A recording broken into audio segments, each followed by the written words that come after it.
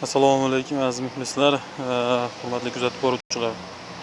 Sizlarga bugungi mavzuda aytib o'tmoqchi bo'lgan narsamiz shuki, mana ko'pchilik internet orqali pul ishlash va yana bir qancha savollar berishgan. Shu mavzularda bittasi javob berib o'tmoqchiman.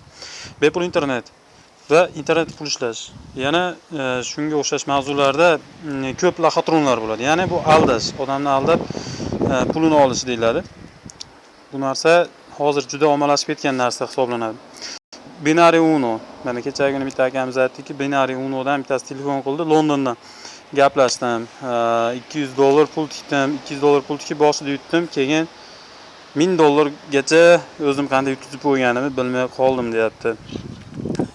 Hurmatli muxlis, sizga aytib o'tmoqchi bo'lgan narsam shuki, internetda pul topish degan narsa bu ignada chuqur qazish, quduq qazish deganda bilan barobar narsa.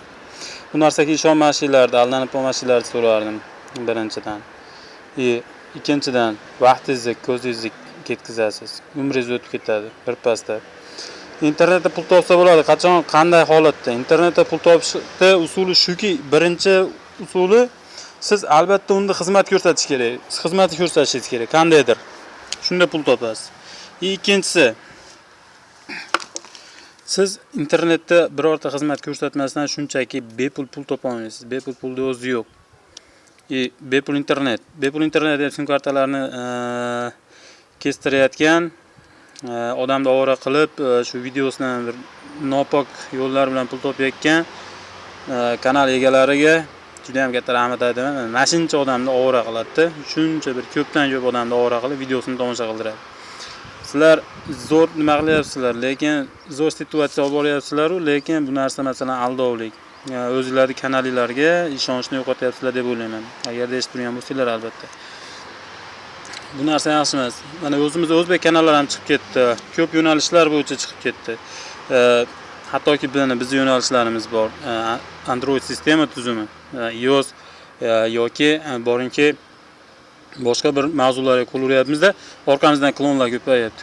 Xuddi shunaqa.